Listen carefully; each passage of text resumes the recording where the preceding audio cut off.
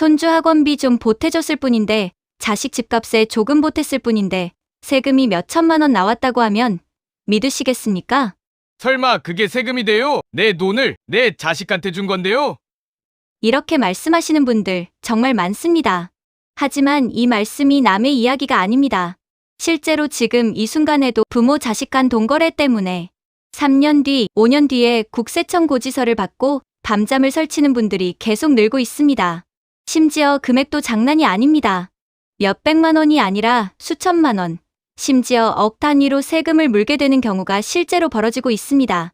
부모 자식 간에 이런 것까지 따져야 해? 솔직히 억울하실 겁니다. 이런 마음은 100번 이해합니다. 하지만 국세청은 여러분의 마음을 절대 봐주지 않습니다. 국세청은 피도 눈물도 없이 오로지 숫자만 보고 추적합니다. 특히 부모 자녀 간 자금 이동에 대한 추적이 그 어느 때보다 강화되고 있습니다. 매달 100만 원씩 주던 부모가 있었습니다.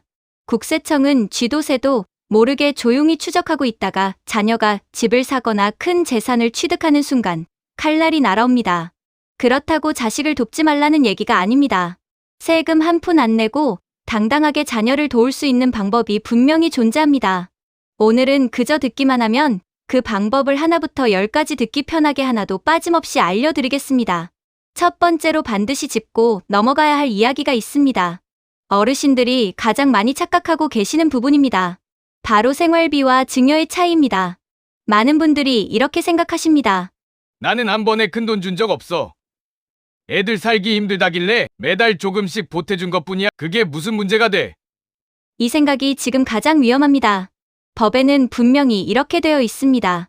사회 통념상 인정되는 생활비와 교육비는 세금을 매기지 않는다고요.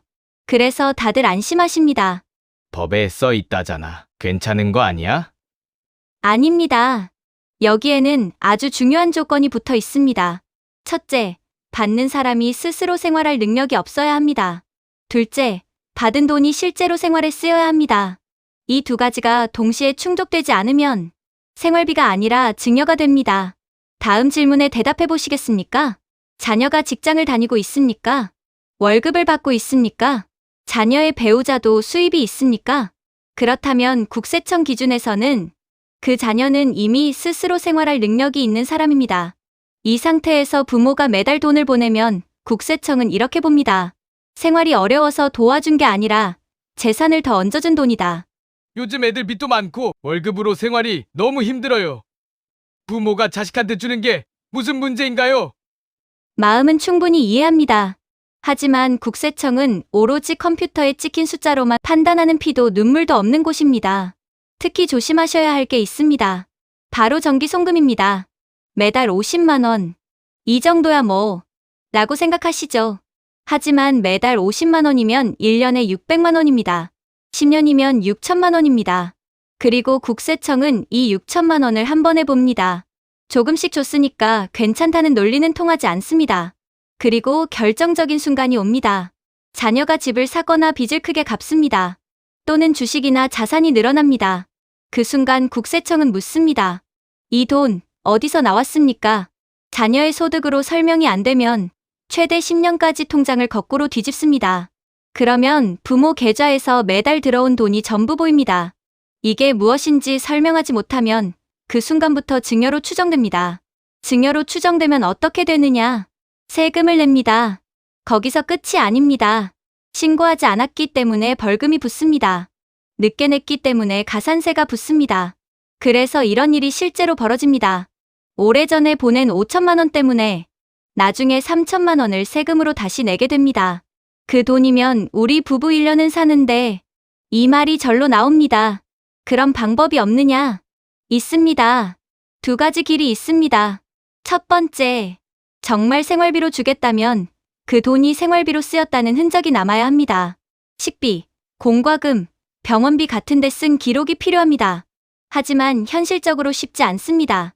누가 몇 년치 영수증을 다 모아둡니까? 그래서 두 번째 방법이 더 현실적입니다. 아예 증여로 인정하고 합법적으로 처리하는 겁니다. 성인 자녀에게는 10년 동안 5천만 원까지 세금 없이 줄 수 있습니다. 이 한도 안에서 주고 필요하면 신고를 해두는 겁니다. 세금은 없습니다. 하지만 기록은 남습니다. 그리고 나중에 국세청이 물어오면 자신있게 말할 수 있습니다. 이미 신고했습니다. 이 한마디가 수천만 원을 지켜줍니다. 그런데 지금 이 영상을 보시는 분들 중에는 이렇게 생각하시는 분도 계실 겁니다. 나는 이미 몇 년 전부터 계속 보내왔는데 괜찮습니다. 이미 보낸 돈이 있다고 해서 모든 게 끝난 건 아닙니다. 끝까지 보시면 지금 상황에서 어떻게 정리해야 하는지 현실적으로 가능한 대처 방법도 하나씩 자세히 설명드리겠습니다. 다음으로 말씀드릴 내용은 많은 분들이 전혀 예상하지 못하는 부분입니다. 바로 결혼식 축의금과 장례식 조의금입니다. 이것도 세금이 나온다고요? 네, 나올 수 있습니다. 그것도 상당한 금액으로 말이죠. 자녀 결혼식 끝나고 나면 축의금 봉투가 수북이 쌓입니다. 요즘 결혼식 규모가 크지 않습니까? 하객이 200명, 300명 오면 축의금도 상당합니다. 적게는 3천만 원, 많으면 5천만 원, 7천만 원까지도 모입니다. 그럼 이 돈은 누구 돈일까요? 대부분 부모님은 이렇게 생각하십니다. 결혼하는 애들 돈이지 뭐. 그래서 결혼식 끝나고 자녀에게 몽땅 넘겨주십니다. 얘들아, 이거 가지고 신혼살림 꾸려라. 이게 문제가 됩니다. 국세청은 축의금을 이렇게 봅니다. 누가 누구를 보고 온 손님인가? 아버지 직장 동료가 낸 축의금은 아버지 돈입니다. 어머니 친구가 낸 축의금은 어머니 돈입니다. 신랑 신부의 친구나 직장 동료가 낸 축의금만 자녀 돈입니다. 국세청 예규는 혼례 시하객이 신랑 또는 신부의 부모와의 관계를 고려하여 축의금을 낸 경우 해당 축의금은 부모가 받은 것으로 본다. 고 정확하게 고시하고 있습니다. 실제로 계산해 보겠습니다. 결혼식에 하객 300명이 왔습니다. 총 축의금 5천만 원이 모였습니다. 이 중에서 부모님 손님이 200명, 자녀 손님이 100명이라고 가정하겠습니다. 비율로 따지면 부모님 손님이 약 67%입니다. 그럼 5천만 원 중 67%인 약 3,350만 원은 부모님 돈입니다. 나머지 1,650만 원만 자녀 돈입니다. 그런데 부모님이 5천만 원을 전부 자녀에게 줬다면 3,350만 원은 증여한 겁니다. 아니, 결혼 축의금인데 그것도 따져요? 네, 따집니다. 특히 자녀가 그 돈으로 집을 사거나 전세를 얻을 때 문제가 됩니다. 국세청이 자금 출처를 묻습니다. 결혼식 축의금으로 마련했습니다. 방명록 있습니까? 누가 얼마씩 냈는지 확인할 수 있습니까? 여기서 막힙니다. 대부분 방명록을 버리거나 있어도 누가 누구 손님인지 표시가 안 되어 있습니다. 그럼 국세청은 이렇게 판단합니다. 확인이 안 되니 전액 부모가 자녀에게 준 것으로 보겠습니다. 실제 수원지방법원 판례가 있습니다. 자녀가 결혼 후 1년 뒤에 아파트를 샀습니다. 계약금 5천만 원을 결혼식 축의금으로 마련했다고 주장했습니다. 국세청이 방명록을 요청했지만 이미 폐기한 상태였습니다. 법원은 축의금의 귀속 주체를 입증하지 못했으므로 부모로부터의 증여로 본다고 판결했습니다. 결국 증여세를 납부했습니다. 그럼 어떻게 해야 할까요? 첫째, 방명록을 반드시 보관하십시오. 결혼식 끝나고 힘들어도 방명록만큼은 버리지 마십시오. 그리고 가능하면 엑셀이나 스프레드시트로 정리하십시오. 누가 얼마를 냈는지, 그 사람이 누구 손님인지 명확하게 기록하십시오. 신랑 측 하객인지, 신부 측 하객인지, 신랑 신부의 친구인지, 부모님 지인인지 이렇게 정리해서 최소 5년 이상 보관하십시오. 둘째, 축의금을 나눌 때 비율을 계산하십시오. 부모님 손님이 낸 축의금은 부모님이 받으시고 자녀 손님이 낸 축의금만 자녀에게 주십시오. 만약 부모님 몫까지 자녀에게 주고 싶으시다면 그건 증여입니다. 그럼 증여세 신고를 하십시오. 걱정하지 마세요. 5천만 원 이내면 세금은 없습니다. 셋째, 통장으로 받은 축의금은 흔적이 남습니다. 요즘은 축의금을 계좌이체로 받는 경우도 많습니다. 이 경우 누가 보냈는지 기록이 자동으로 남습니다. 이건 오히려 좋습니다. 나중에 입증하기 쉽기 때문입니다. 하지만 현금으로 받은 축의금은 흔적이 없습니다. 그래서 방명록이 유일한 증거입니다. 장례식 조의금도 마찬가지입니다. 부모님이 돌아가시고 장례를 치르면 조의금이 들어옵니다. 조의금은 장례 비용으로 먼저 사용하고 남은 금액이 있으면 그것이 상속 재산이 됩니다. 그럼 장례 비용은 얼마까지 인정될까요? 장례 비용은 실제 지출액을 공제받을 수 있습니다. 단, 증빙이 필요합니다. 영수증, 카드 매출 전표, 계좌이체 내역 등이 있어야 합니다. 실제로 계산해 보겠습니다. 조의금으로 3천만 원이 들어왔습니다. 장례 비용으로 2천만 원을 썼습니다. 남은 돈 1천만 원은 상속 재산입니다. 만약 자녀가 3명이라면 1천만 원을 3으로 나눠서 각자 333만 원씩 받는 게 원칙입니다. 그런데 장남이 1천만 원을 다 가져갔다면 나머지 형제들이 각각 333만 원씩 장남에게 증여한 게 됩니다. 물론 금액이 작으니 문제가 안 될 수도 있습니다.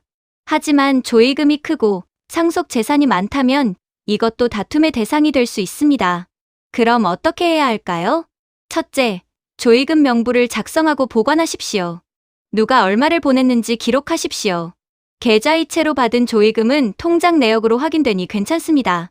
하지만 현금으로 받은 조의금은 명부가 유일한 증거입니다. 둘째, 장례 비용 영수증을 모두 챙기십시오.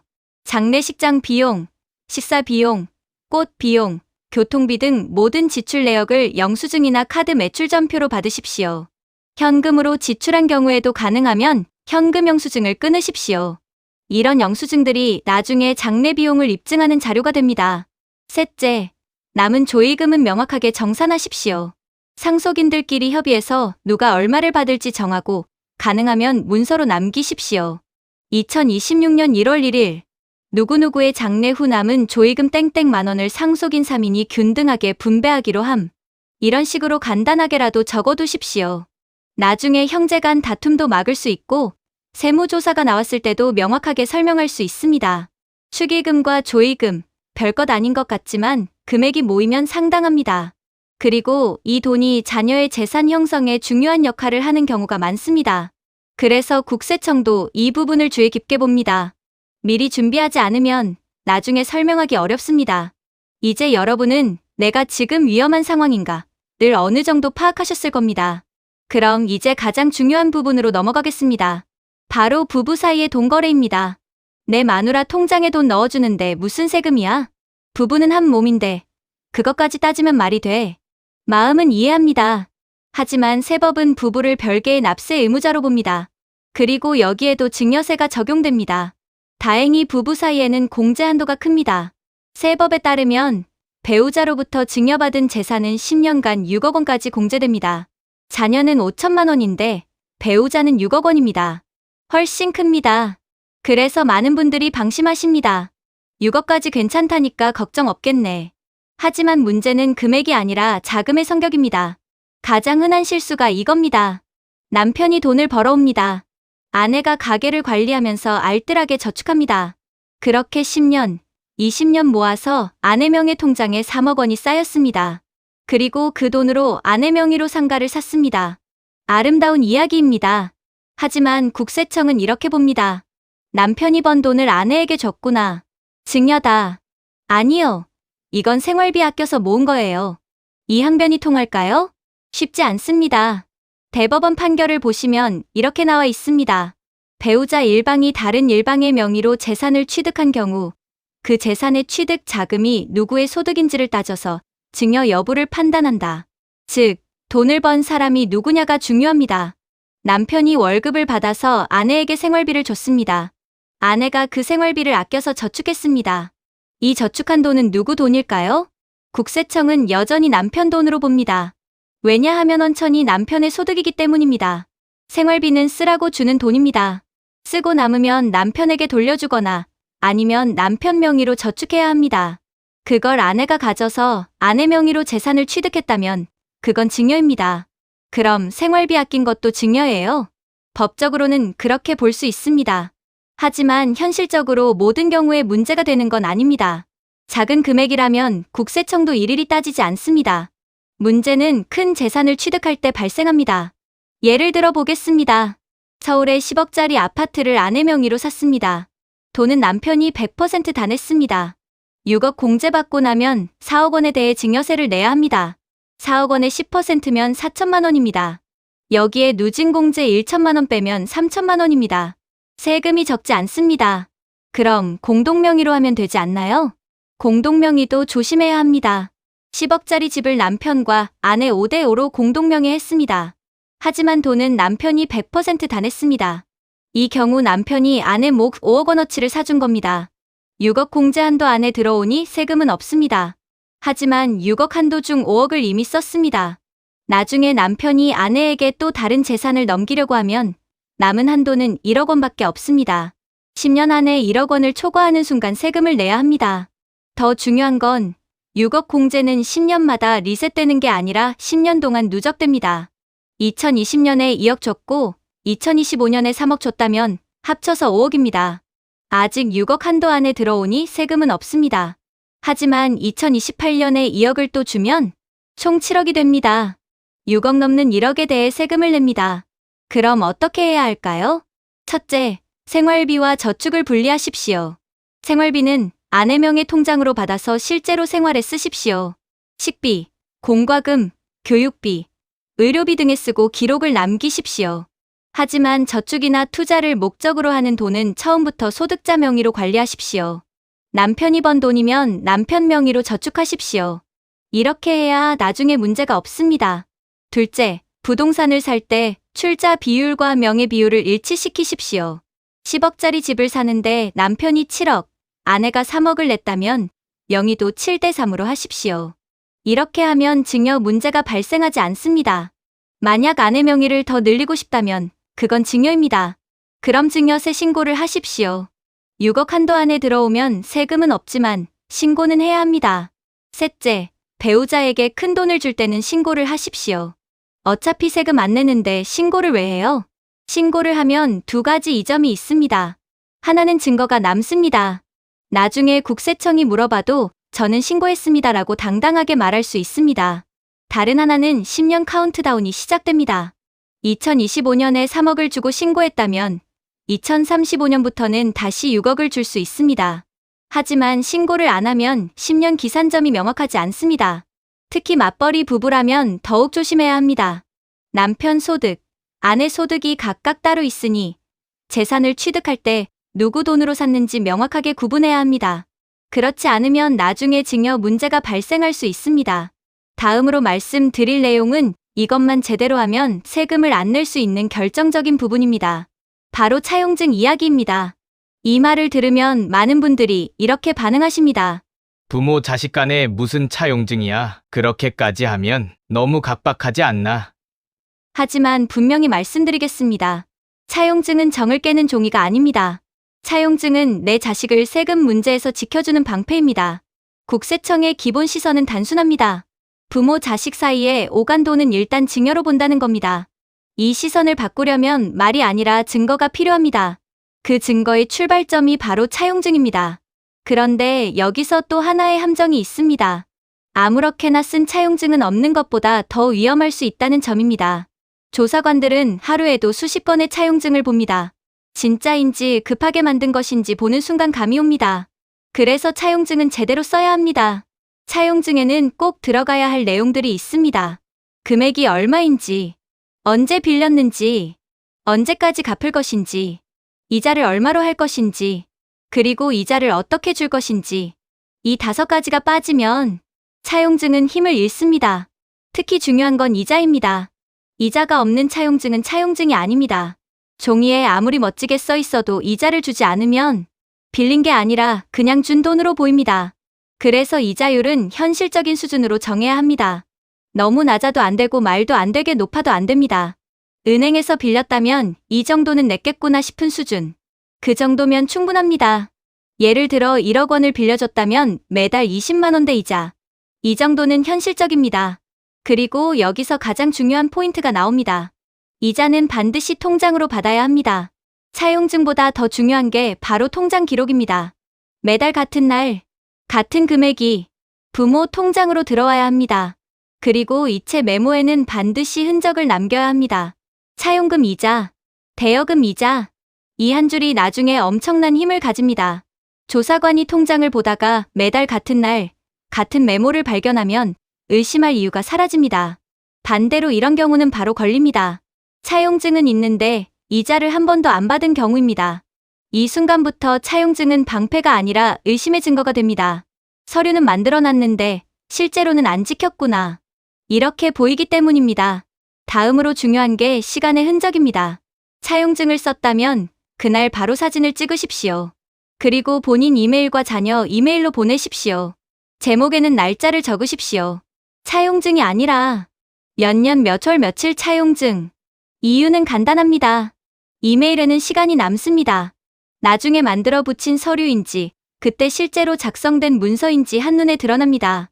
이메일 한 통이 수년 뒤에 여러분을 살려줍니다. 또 하나 조심하셔야 할 게 상환기한입니다. 상환기한을 너무 멀리 잡으면 안 됩니다. 30년, 50년, 이런 기한은 살아서 받을 생각이 없다는 뜻으로 보입니다. 즉 빌려준 게 아니라 사실상 준 돈처럼 보입니다. 상환기한은 현실적으로 잡으셔야 합니다. 보통 몇 년 단위가 자연스럽습니다. 그리고 만약 그때 가서 갚기 어렵다면 그때 다시 연장하면 됩니다. 그게 훨씬 사람답고 거래답습니다. 또 하나 중요한 게 있습니다. 자녀가 감당할 수 있는 수준이어야 합니다. 소득이 거의 없는 자녀에게 매달 큰 이자를 내라고 하면 그 자체로 말이 안 됩니다. 그럼 국세청은 이렇게 생각합니다. 이자 내는 돈도 부모가 다시 주는 거 아니야. 이렇게 되면 차용구조 전체가 무너집니다. 그래서 이자는 자녀 월급에서 충분히 감당 가능한 수준이어야 합니다. 마지막으로 원금 이야기를 해야 합니다. 원금은 언젠가는 갚아야 할 돈이라는 계획이 보여야 합니다. 한 번에 갚든 나눠서 갚든 계획이 있다는 것 자체가 중요합니다. 실제로 갚지 못하더라도 이자라도 꾸준히 오가면 차용 관계로 인정받을 가능성은 훨씬 높아집니다. 그리고 차용증 원본은 반드시 보관하십시오. 부모도 한부, 자녀도 한부, 사진은 이메일로 남기고 원본은 따로 챙기십시오. 이 종이는 최소한 10년은 여러분을 지켜줍니다. 정리해 보겠습니다. 차용증은 형식이 아니라 태도입니다.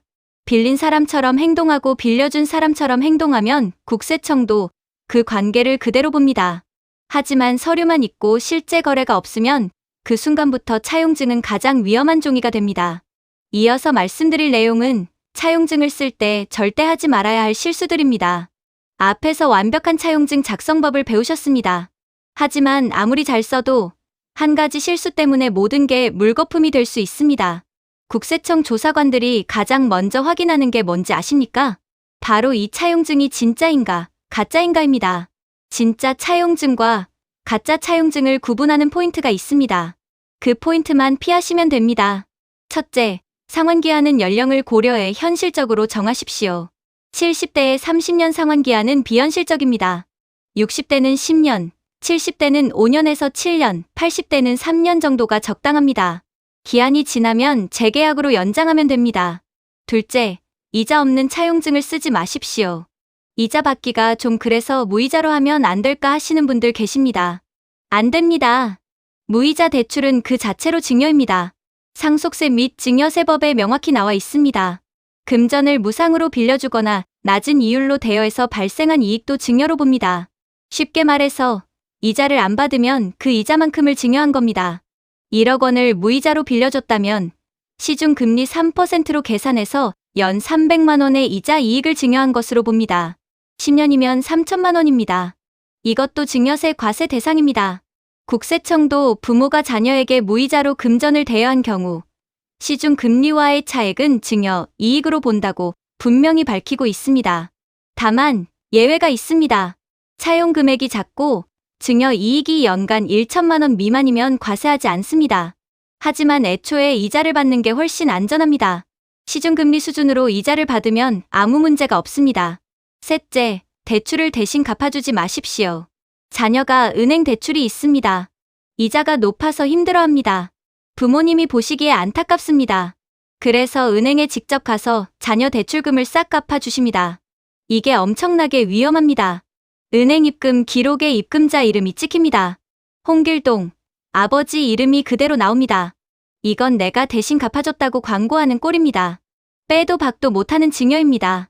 국세청도 부모가 자녀의 채무를 직접 변제한 경우 증여로 본다고 못을 받고 있습니다. 실제 사례가 있습니다. 부산에서 있었던 일입니다. 어머니가 아들의 은행 대출 5천만 원을 직접 갚아줬습니다. 은행 입금증에 어머니 이름이 명시되어 있었습니다. 국세청이 증여로 보고 세금을 부과했습니다. 어머니는 빌려준 거라고 주장했지만 차용증도 없고 이자도 받지 않았습니다. 법원은 직접 변제는 증여로 추정된다고 판결했습니다. 그럼 어떻게 해야 할까요? 절차를 밟으십시오. 부모님 통장에서 자녀 통장으로 먼저 돈을 보내십시오. 그리고 자녀가 그 돈으로 직접 대출을 상환하게 하십시오. 이렇게 하면 자금의 흐름이 명확해집니다. 부모가 자녀에게 보내고 자녀가 은행에 갚는 겁니다. 그리고 부모에서 자녀로 보낼 때 메모에 대여금이나 차용금이라고 적으십시오. 차용증도 당연히 써야 하고요. 중간 단계를 생략하고 부모가 다이렉트로 해결해 주려고 하지 마십시오. 그 친절함이 독이 됩니다. 넷째, 전세금이나 집값을 직접 지급하지 마십시오. 자녀가 전세를 얻는데 보증금이 부족합니다. 5천만 원이 모자랍니다. 부모님이 집주인 계좌로 바로 5천만 원을 입금하십니다. 이것도 위험합니다. 부동산 거래 내역은 국세청이 전부 추적합니다.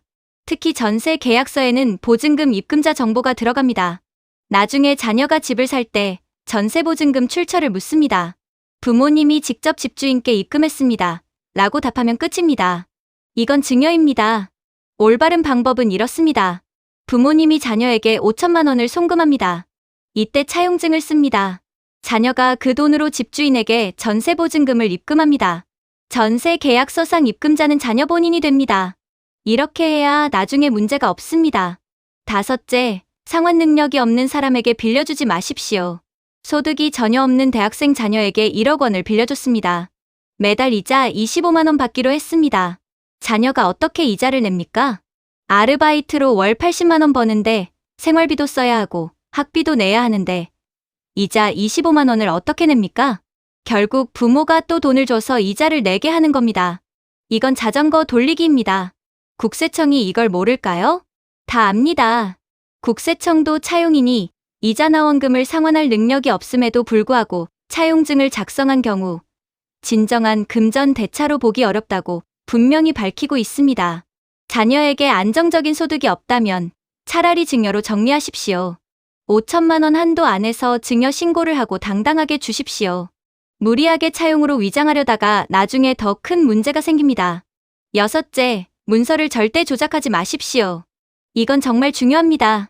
3년 전에 돈을 보냈는데 차용증을 안 썼습니다. 지금 세무조사가 나왔습니다. 급한 마음에 3년 전 날짜로 차용증을 만듭니다. 종이를 일부러 구겨서 낡아 보이게 합니다. 커피를 살짝 뿌려서 얼룩을 만듭니다. 절대 하지 마십시오. 국세청 조사관들은 전문가입니다. 종이의 재질, 잉크의 산화 정도, 프린터 폰트, 심지어 볼펜 잉크의 성분까지 분석합니다. 최근 3년 내에 시중에 유통되지 않은 종이라면 바로 걸립니다.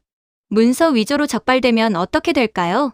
증여세는 기본이고 형사 처벌까지 받습니다. 형법상 사문서 위조죄는 5년 이하의 징역 또는 1천만 원 이하의 벌금입니다. 여기에 사문서 위조 행사죄까지 추가되면 처벌이 더 무거워집니다. 실제 사례가 있습니다. 서울에서 있었던 일입니다. 60대 부부가 아들에게 2억 원을 보냈는데 차용증이 없었습니다. 세무조사가 나오자 급하게 5년 전 날짜로 차용증을 만들었습니다. 하지만 조사관이 의심해서 국립과학수사연구원에 감정을 의뢰했습니다. 종이와 잉크를 분석한 결과 작성 시기가 최근이라는 게 밝혀졌습니다. 결국 문서 위조로 벌금형을 받았고 증여세와 가산세까지 물었습니다. 차라리 솔직하게 인정하십시오. 당시에는 차용증을 쓰지 않았습니다. 지금이라도 채무관계를 정리하고 싶습니다. 이렇게 말하고 오늘 날짜로 채무 확인서를 쓰는 게 훨씬 낫습니다. 거짓말보다는 늦은 진실이 낫습니다. 일곱째, 차용증만 쓰고 실제 이행을 안 하지 마십시오. 차용증은 완벽하게 썼습니다. 필수 요소 다 들어갔습니다. 이자율도 명시했습니다. 하지만 실제로는 이자를 한 번도 안 받았습니다. 이게 가장 흔한 실수입니다. 국세청은 종이보다 통장을 믿습니다. 대법원 판례에서도 명확합니다. 차용증이 있더라도 실제 이자 지급이나 원금 상환이 이루어지지 않았다면 이는 형식적인 서류에 불과하며 진정한 금전 대차로 인정하기 어렵다고 못을 박았습니다. 차용증을 썼으면 반드시 이행하십시오. 매달 정해진 날짜에 이자를 받으십시오. 통장으로 받으시고 메모를 남기십시오. 가능하면 원금도 조금씩 상환받으십시오. 이게 진짜 차용입니다. 여덟째, 여러 자녀에게 각각 다른 조건으로 빌려주지 마십시오. 큰아들에게는 1억 원을 이자 3%로 빌려줬습니다. 작은아들에게는 1억 원을 무이자로 빌려줬습니다. 이게 뭔가 이상하지 않습니까? 같은 부모가 같은 금액을 빌려주는데 조건이 왜 다릅니까? 국세청도 이렇게 봅니다. 큰아들 것은 진짜 차용이고 작은아들 것은 증여구나. 혹은 둘 다 가짜구나. 이렇게 의심합니다. 여러 자녀에게 돈을 빌려줄 때는 조건을 통일하십시오. 금액이 다르더라도 이자율은 같게 하십시오. 그래야 일관성이 있고 신뢰도가 높아집니다. 지금까지 차용증을 쓸 때 절대 하지 말아야 할 실수들에 대해 말씀드렸습니다. 핵심을 다시 정리하겠습니다. 상환기한은 연령 고려에 현실적으로 정하고 무이자 차용증은 절대 쓰지 마십시오. 대출을 직접 갚아주거나 전세금을 직접 지급하는 것도 위험합니다. 상환 능력이 없는 사람에게 빌려주지 말고 문서를 조작하는 것은 형사 처벌까지 받습니다. 차용증만 쓰고 실제로 이행하지 않으면 소용없고 여러 자녀에게 다른 조건을 적용하는 것도 의심받습니다. 이것만 피하시면 90%는 안전합니다. 이제 차용증에 대해서는 충분히 아셨을 겁니다. 그렇다면 장기적으로 세금 없이 큰돈을 물려주는 방법은 어떤 게 있을까요? 그것은 바로 10년 주기 증여 플랜을 알고 실행하시면 됩니다. 지금까지 차용증, 이자, 상환 이런 복잡한 이야기를 많이 했습니다. 솔직히 부담스러우셨을 겁니다. 부모 자식 간에 그렇게까지 해야 하나 싶으셨을 겁니다. 그래서 이번 장에서는 훨씬 간단하고 명쾌한 방법을 알려드리겠습니다. 차용증도 필요 없고 이자도 받을 필요 없고 복잡한 서류도 필요 없습니다. 그냥 당당하게 주면 됩니다. 단, 법이 정한 한도 안에서 주는 겁니다. 국세청이 무서워도 숨 쉴 구멍은 있습니다. 바로 증여 재산 공제 한도입니다. 성인 자녀에게는 10년 동안 5천만 원까지 세금 없이 줄 수 있습니다. 미성년 자녀는 2천만 원까지입니다. 배우자에게는 10년 동안 6억 원까지 가능합니다. 이게 법으로 보장된 권리입니다. 상속세 및 증여세법에 명시되어 있는 공제 한도입니다. 그럼 이걸 어떻게 활용하느냐? 핵심은 10년이라는 시간입니다. 10년이 지나면 한도가 리셋됩니다. 처음부터 다시 시작하는 겁니다. 예를 들어 보겠습니다. 손주가 갓 태어났습니다. 2025년에 2천만 원을 줍니다. 증여세 신고를 합니다. 세금은 0원입니다. 미성년자 공제 한도 2천만 원 안에 들어오니까요. 10년이 지나 2035년 손주가 10살이 되었습니다. 또 2천만 원을 줍니다. 마찬가지로 신고하고 세금은 0원입니다. 한도가 리셋되었으니까요. 또 10년이 지나 2045년 손주가 20살이 되었습니다. 이제 성인입니다. 성인 자녀 공제 한도는 5천만 원입니다. 5천만 원을 줍니다. 신고하고 세금은 0원입니다. 또 10년이 지나 2055년 손주가 30살이 되었습니다. 결혼할 나이입니다. 또 5천만 원을 줍니다. 신고하고 세금은 0원입니다. 지금까지 총 얼마를 줬습니까? 총 1억 4천만 원입니다. 세금 한 푼 안 냈습니다. 더 놀라운 건 이겁니다. 태어나자마자 준 2천만 원으로 주식을 사줬습니다. 30년 동안 그 주식이 불어나서 1억 원이 되었습니다. 그 수익에 대해 증여세를 낼까요? 안 냅니다. 이미 2025년에 2천만 원을 증여했다고 신고했고 세금 처리가 끝났습니다. 그 이후에 발생한 수익은 손주 본인의 투자 수익입니다. 증여세 과세 대상이 아닙니다. 물론 주식 매도 시 양도소득세는 내야 합니다. 하지만 증여세보다는 훨씬 적습니다. 이게 부자들의 방법입니다. 부자들은 돈을 주는 게 아니라 시간을 줍니다. 미리미리 조금씩 나눠서 주면 세금은 줄고 자산은 눈덩이처럼 불어납니다. 많은 분들이 이렇게 생각하십니다. 내가 죽으면 자식들이 상속받겠지. 그때 주면 되지. 하지만 상속세는 증여세보다 훨씬 높습니다. 상속세는 누진세율이 적용됩니다. 1억 원 이하는 10%, 5억 원 이하는 20%, 10억 원 이하는 30%, 30억 원 이하는 40%, 30억 원 초과는 50%입니다. 재산이 많으면 절반을 세금으로 내야 합니다. 하지만 미리미리 증여하면 이 세금을 크게 줄일 수 있습니다. 예를 들어 보겠습니다. 재산이 10억 원 있습니다. 자녀가 2명입니다. 아무것도 안 하고 돌아가시면 상속세가 약 2억 원 나옵니다. 배우자 공제, 일괄 공제 등을 받아도 상당한 금액입니다. 하지만 미리 증여했다면 어떻게 될까요? 10년 전에 자녀 2명에게 각각 5천만 원씩 총 1억 원을 증여했습니다. 세금은 0원이었습니다. 5년 전에 또 각각 5천만 원씩 총 1억 원을 증여했습니다. 이건 10년 합산이니 세금이 조금 나옵니다. 하지만 많지 않습니다. 이렇게 15년에 걸쳐 2억 원을 미리 증여했다면 돌아가실 때 상속 재산은 8억 원입니다. 상속세도 그만큼 줄어듭니다. 게다가 15년 전에 준 1억 원은 상속세 계산에 포함되지 않습니다. 증여 후 10년이 지나면 상속 재산에 합산되지 않습니다. 그래서 10년 주기가 중요한 겁니다. 10년마다 한 번씩 증여하면 나중에 상속세 부담을 크게 줄일 수 있습니다. 그럼 구체적으로 어떻게 해야 할까요? 첫째, 지금 당장 시작하십시오. 10년은 긴 시간입니다. 미루다 보면 10년이 훌쩍 지나갑니다. 건강하실 때, 한 살이라도 젊으실 때 시작하십시오. 오늘이 가장 젊은 날입니다. 둘째, 증여할 때 반드시 신고하십시오. 5천만 원 이하라 세금이 없어도 신고는 해야 합니다. 신고를 해야 증거가 남습니다.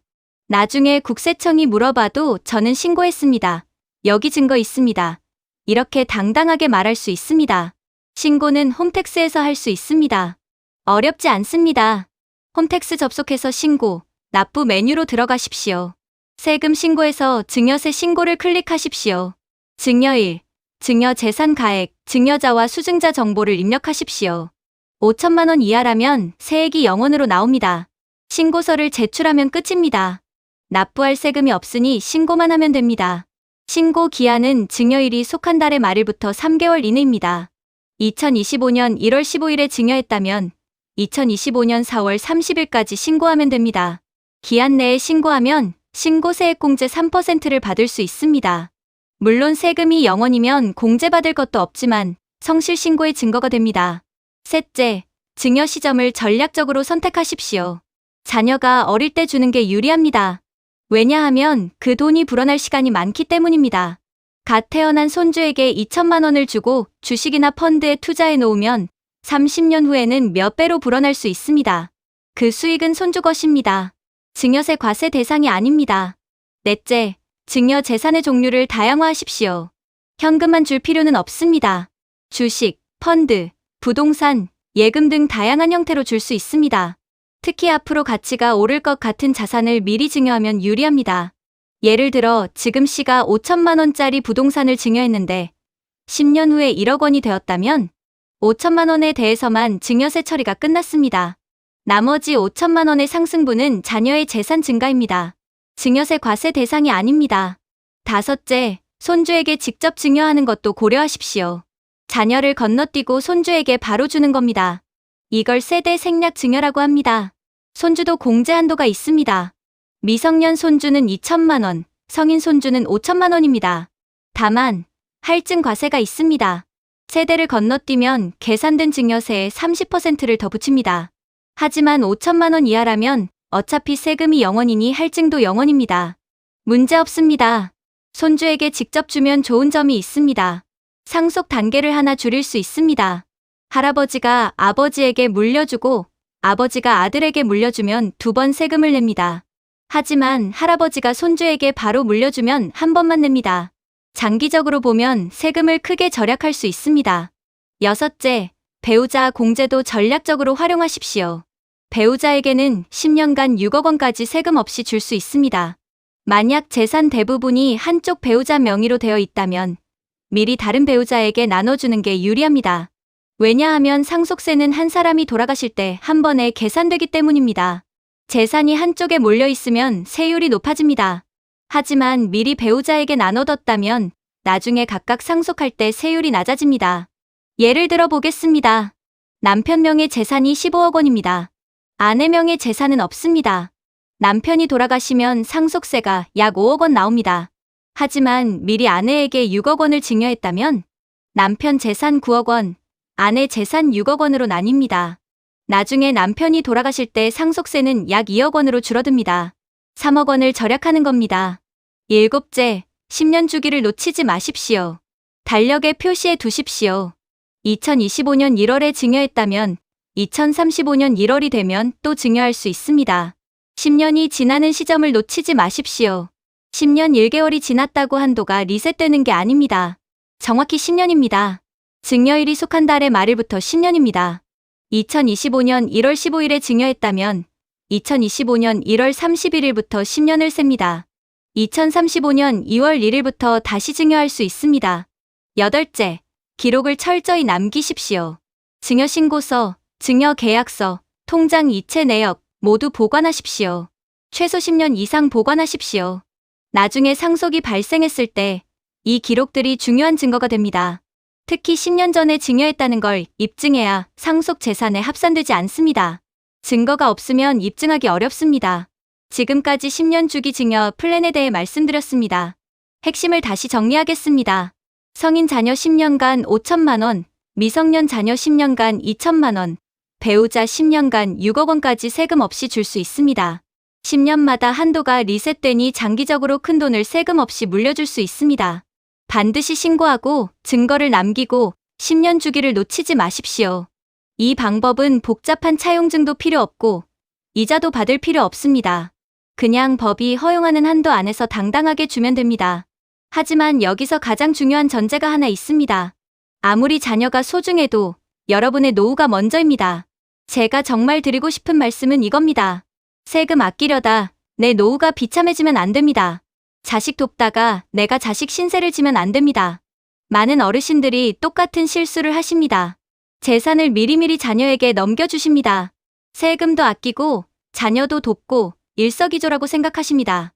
그런데 몇 년 뒤에 어떻게 되십니까? 본인이 아프십니다. 병원비가 필요합니다. 요양원비가 필요합니다. 생활비가 부족합니다. 그때 자녀에게 손을 벌립니다. 자녀는 어떻게 반응합니까? 잘하는 자녀는 돌봐줍니다. 하지만 못하는 자녀도 있습니다. 이미 받은 재산을 다 써버렸거나 형편이 어렵거나 혹은 그냥 마음이 없거나 그럼 어떻게 됩니까? 평생 모은 재산 다 주고 말년에 쪼들리며 사십니다. 이게 현실입니다. 실제로 제가 상담한 분들 중에 이런 경우가 한둘이 아닙니다. 경기도에 사시는 70대 박 모 어르신이 계셨습니다. 아들이 사업한다고 해서 집을 팔아서 2억 원을 줬습니다. 세금도 아끼고 아들도 돕고 좋다고 생각하셨습니다. 본인은 전세로 들어가서 사셨습니다. 3년 뒤에 어르신이 암 진단을 받으셨습니다. 수술비, 항암 치료비가 필요했습니다.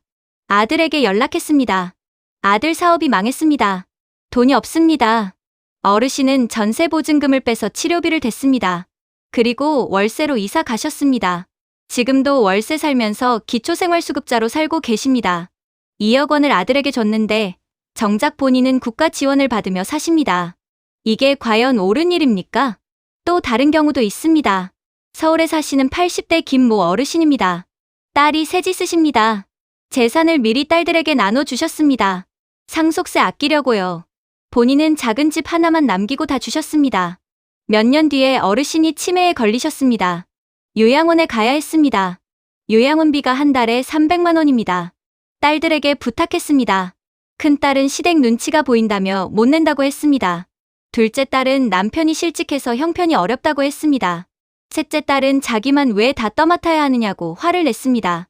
결국 어르신은 집을 팔아서 요양원비를 내고 계십니다. 딸들에게 준 재산은 수억 원인데 정작 본인은 혼자 감당하고 계십니다. 이런 이야기가 남의 이야기 같습니까? 절대 아닙니다. 그래서 제 지론은 이겁니다. 끝까지 내 돈은 쥐고 있어라. 재산은 내가 살아있을 때 내가 관리해라. 필요하면 그때그때 자녀를 돕되 소유권까지 넘기지는 마라. 구체적으로 어떻게 해야 할까요?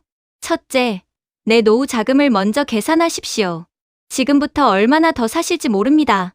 통계청 자료를 보면 65세 남성의 기대 여명은 약 20년, 65세 여성은 약 24년입니다. 하지만 이건 평균입니다. 건강하게 오래 사실 수도 있습니다. 90세, 100세까지 사신다고 가정하고 계산하십시오. 한 달 생활비가 얼마 필요합니까? 부부가 200만 원씩 쓴다고 치면 1년에 2,400만 원입니다.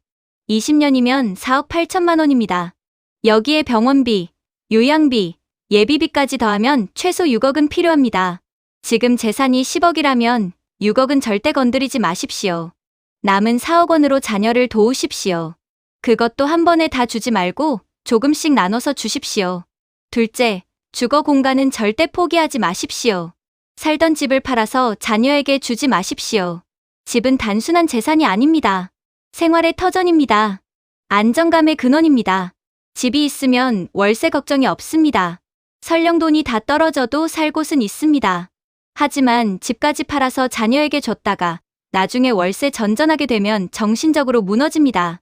자녀 집에 얹혀 산다? 그것도 쉽지 않습니다. 며느리, 사위 눈치 보면서 사는 게 얼마나 힘든지 아십니까? 차라리 내 집에서 혼자 사는 게 낫습니다. 집만큼은 끝까지 지키십시오. 셋째, 증여는 여유 자금으로만 하십시오. 없어도 사는데 지장 없는 돈만 주십시오. 예금이 3억 원 있는데 2억 원은 노후 자금으로 필요하다. 그럼 1억 원만 주십시오. 그것도 한 번에 다 주지 말고 5천만 원씩 나눠서 주십시오. 무리해서 주지 마십시오. 자녀가 집 산다고, 사업 자금 필요하다고 무리해서 주지 마십시오. 나중에 내가 아프면 그 돈이 필요합니다. 넷째, 효도 계약서를 쓰는 것도 방법입니다. 재산을 주면서 조건을 다는 겁니다. 증여 계약서에 이렇게 쓰십시오. 수증자, 그러니까 재산을 받는 자녀는 증여자, 그러니까 부모님에게 다음과 같이 이행한다. 매월 생활비 100만 원을 지급한다. 한 달에 한 번 이상 방문한다. 병원 진료 시 동행한다. 위 조건을 2회 이상 위반할 경우 증여를 취소하고 재산을 반환한다. 이렇게 쓰고 공증을 받으십시오. 법적 효력이 있습니다. 민법 제556조를 보시면 부담부 증여라는 게 있습니다. 증여를 하되 수증자에게 일정한 부담을 지우는 겁니다.